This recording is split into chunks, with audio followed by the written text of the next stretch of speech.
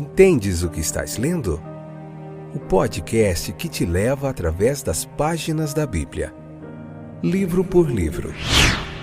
Capítulo por capítulo. Uma exposição bíblica emocionante. Aperte os cintos e embarque comigo nesta viagem.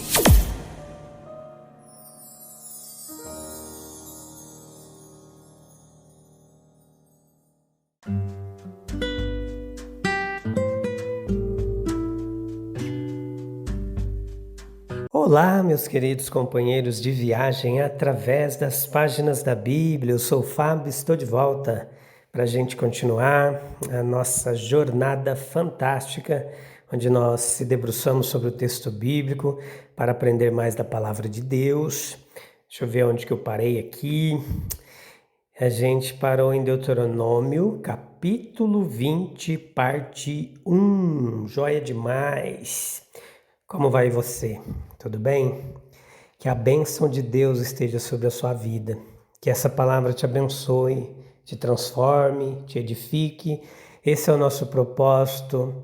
Esta é a nossa crença. Nós acreditamos no poder de transformação da palavra de Deus. Hoje, Deuteronômio capítulo 20, parte 1, episódio de número 739, nona temporada. Nós temos o episódio 1 e 2 do capítulo 20. Você pode ouvir todos os outros capítulos do livro de Deuteronômio, também aí em todos os distribuidores de podcasts na internet, de forma gratuita. Você encontra esse trabalho. Este é o 9º livro da Bíblia Sagrada, onde nós comentamos capítulo por capítulo, uma pregação expositiva, um trabalho pioneiro aí onde Deus tem nos abençoado grandemente. Nós trazemos uma grande bagagem de ensino e aprendizado do texto bíblico e também se debruçamos sobre outros comentaristas e eruditos do texto sagrado. Hoje vamos falar sobre a guerra, quais eram os mandamentos mosaicos em relação à postura de Israel no momento de guerrear, o que isso também traz de aprendizado para as nossas vidas, vai ter uma aplicação prática para os dias de hoje. Então é isso, fica aí até o finalzinho, leia o capítulo da Bíblia e vem para cá e vamos juntos meditar no texto bíblico. Veja que as guerras do mundo, elas formam uma grande parte de sua história. Nações selvagens, elas se deleitam com a guerra, deleitam-se com seu derramamento de sangue e as barbaridades cometidas por razões desconexas, corajosamente empreendida, quando, por exemplo, em casos de defesa de uma nação. Mas a nossa confiança, independentemente de qualquer circunstância, deve ser colocada em Deus, por sua ajuda, sabedoria em nossas ações. Não é uma ideia incomum que a influência da religião ela seja diversa aos elementos mais resistentes do caráter. A fé cristã, em particular, ela é considerada como inculcando uma passividade mansa, de disposição, que se não for absolutamente inconsistente com patriotismo, coragem e outras virtudes militares, é pelo menos desfavorável ao seu desenvolvimento. O homem de espírito e o homem devoto, eles são supostamente eles são supostos a representar dois tipos opostos, incompatíveis de caráter. Essa ideia ela é estranha quando lembramos quão amplamente as imagens e ilustrações da vida cristã nas Escrituras elas são extraídas da guerra. A mansidão e o perdão incansável que caracterizam o cristão nas suas relações privadas são perfeitamente compatíveis com o heroísmo mais inabalável no cumprimento do dever público, no serviço de seu país, em seu apelo a Deus em muitas batalhas. A mansidão cristã não é suavidade, pelo contrário, é um aspecto da mais alta coragem e desenvolve qualidades morais que tornam mais fácil agir corajosamente em quaisquer circunstâncias em que o indivíduo possa ser colocado. A liberdade civil, ela raramente se saiu melhor do que nas mãos de homens tementes a Deus. Em vez de serem os piores, eles são os melhores soldados. Tementes a Deus, completamente disciplinados, e isso geralmente provou ser mais do que páreo para forças vastamente superiores do inimigo. Nós podemos aplicar as exortações desses versículos à guerra espiritual. O Evangelho, ele nos convoca à guerra com o mal dentro de nós, com as forças espirituais do mal ao redor de nós, com as manifestações desse mal nas instituições, costumes, pecados e loucuras da sociedade. Seria bom se nesta campanha contra o mal nós pudéssemos comandar em nossas fileiras a mesma união, a mesma disciplina rigorosa, a mesma firmeza de ação, acima de tudo, a mesma bravura heróica, resistência e preparação para enfrentar o pior, que são frequentemente vistos em exércitos terrestres. Coragem e prontidão para sacrificar por Cristo tudo que sua causa exige. É uma primeira condição para o sucesso na guerra espiritual. Deve haver fé na causa, devoção ao líder e entusiasmo em seu serviço, o espírito daqueles que não amam suas vidas até a morte, como diz Apocalipse 12:11. Em vez disso, quantas vezes, quando a batalha se aproxima, nossos corações desmaiam, temem, tremem e ficam aterrorizados por causa de nossos inimigos. Esquecemos que aquele que está conosco é mais do que aqueles que estão contra nós. Das instruções do capítulo diante de nós aprendemos lições como estas. Que a justiça da causa e não os números no campo deve ser os fundamentos da confiança. Os judeus estavam indo para a terra prometida como povo do Senhor. E embora às vezes fossem uma minoria, eles tinham certeza que iriam vencer. Se Deus é por nós, quem será contra nós? Deveria ser seu fundamento de confiança. E nosso Senhor, ele contemplou a vitória de uma minoria em sua ilustração sobre o cálculo do custo.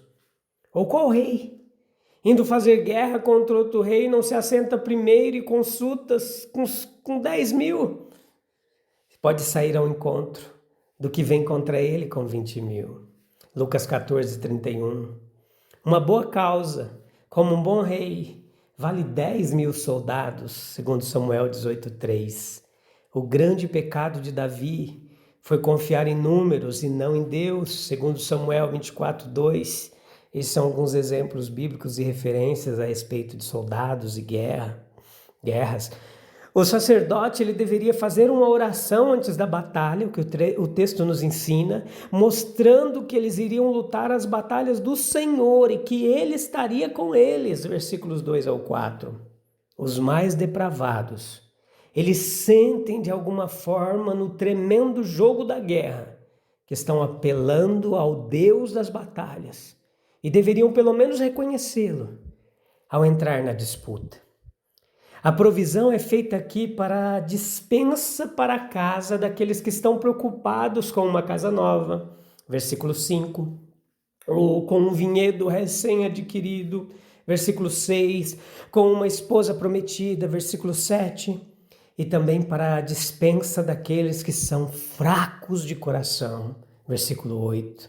Os combatentes devem estar tão livres quanto possível de cuidados e da covardia.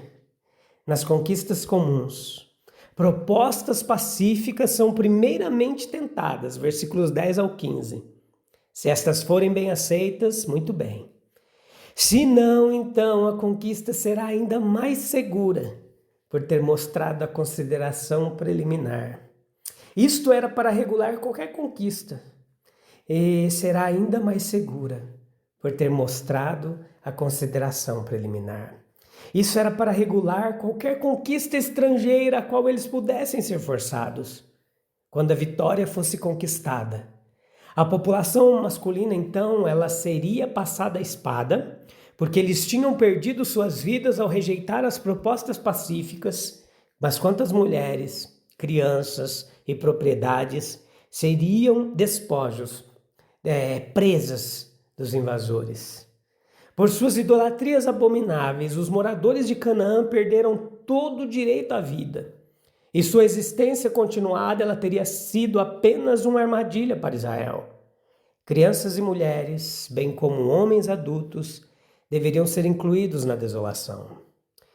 Esse decreto aqui do texto, aparentemente tão severo, ele tem a sua contrapartida ainda no governo do mundo.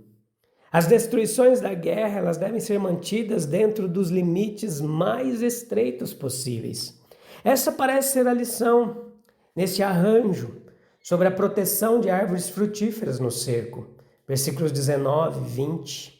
O futuro estado pacífico e próspero das coisas deve ser considerado. E nenhum dano causado pelo estresse da guerra é absolutamente inevitável. Nós temos, portanto, aqui, meus queridos, grandes princípios aplicáveis a todo o período de guerra do progresso humano. As guerras ainda são remédios desesperados. Está chegando um tempo em que o tambor da guerra não mais soará. Capítulo 20, versículo 1 ao 9, dentre tantas lições, uma delas é que o serviço militar, ele deveria ser voluntário. Na guerra, o serviço forçado ele é pior do que inútil, é uma fonte de fraqueza, por causa de derrota. Para uma guerra bem-sucedida, toda habilidade e energia de cada soldado são exigidas. E a menos que os corações dos guerreiros estejam no conflito, nenhum triunfo poderia ser antecipado. Meus queridos, se nós somos verdadeiramente filhos de Deus, devemos considerar os amigos de Deus como nossos amigos, os inimigos de Deus como nossos inimigos. Não somos nossos. Não podemos gastar a vida de acordo com a nossa própria vontade pessoal. Somos propriedades de outro, do Rei Supremo. Portanto, nós devemos fazer o seu trabalho e lutar as suas batalhas. A nossa noção do que é certo e justo deve estar subordinada à noção de Deus do que é certo e justo. As nossas mentes, elas são frequentemente muito tendenciosas, com sentimentos egoístas, para julgar o que é certo, se deixado para nós mesmos, mas não erraremos se seguirmos de perto os preceitos de nosso Deus. Os interesses do reino de Deus devem ser mantidos por nós como primordiais sobre os interesses do reino do homem. A presença de Deus na batalha, meus queridos, ela vai superar todas as forças humanas. A fonte da conquista não está no material visível, disponível da guerra. A vitória não está do lado dos maiores batalhões. Este é o credo, a crença do infiel. Se não houvesse Deus, aí sim, isso poderia ser verdade. Meros números de combatentes têm tantas vezes impedido o triunfo quanto ajudado. Se Deus estiver posicionado de um lado, é uma disputa muito desigual. A questão é um evento previsível. Multiplique as armas humanas ou desenvolva a habilidade humana o tanto quanto quiser. Diante dele, os habitantes do mundo são como gafanhotos. Se Deus é por nós, vã é toda oposição. A fé simples, pura, é o melhor armamento.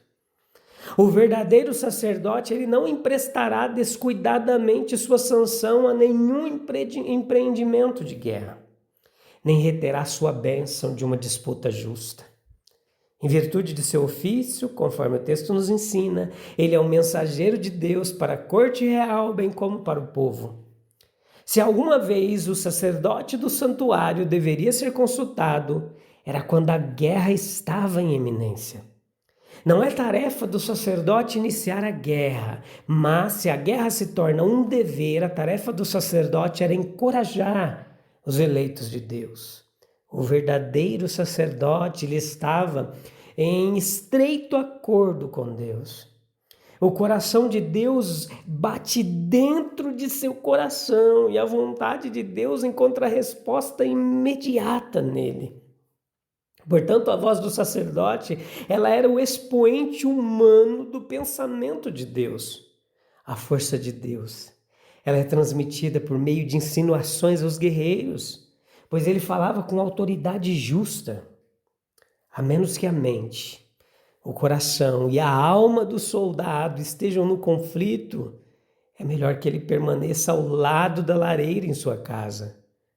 Alguns guerreiros sinceros, eles são preferidos a uma série de números incontáveis. Se algum soldado encontrasse mais prazer em sua habitação, em sua vinha, do que no sucesso da batalha, ele poderia retornar imediatamente. Com os de mente dupla e os de coração dividido, Deus também não trabalharia. O canal deveria ser esvaziado do eu, para que a força divina pudesse passar por ele.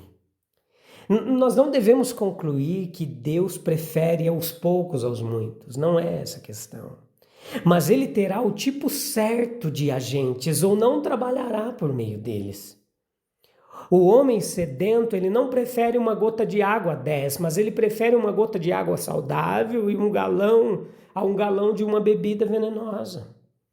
Deus trabalha de acordo com métodos sábios e envia ajuda por canais adequados. O melhor meio pelo qual ele transmite a conquista militar é a devoção altruísta à sua causa. Meus queridos, se Deus está ao nosso lado, quem poderá nos derrotar? Ninguém. Como temer a batalha quando o Senhor dos Exércitos é quem luta por nós? Vamos orar? Para a gente encerrar esse excepcional episódio do podcast Entendes o que estás lendo? Senhor Todo-Poderoso, em meio às batalhas da vida, fortalece o meu coração, para que eu possa lutar com coragem, fé, que eu nunca confie apenas em minha força, mas na Tua presença que supera todas as adversidades. Que eu seja conduzido com sabedoria. Muda meu caráter, Senhor, cada dia, com mansidão, com coragem, e dá, Senhor, para mim a determinação de avançar sem temor, pois sei que aquele que está comigo é maior do que qualquer inimigo. Que minha vida seja um testemunho do Teu poder e da Tua vitória.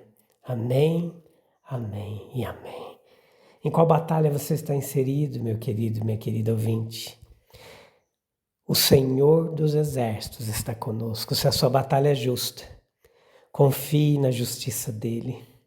Se a sua batalha é uma batalha onde você não tem conseguido lutar sozinho, peça ajuda dele e ele vai te ajudar, tá bom? A gente volta em breve no próximo episódio para continuar meditando mais na bendita e gloriosa Palavra de Deus. Um abraço.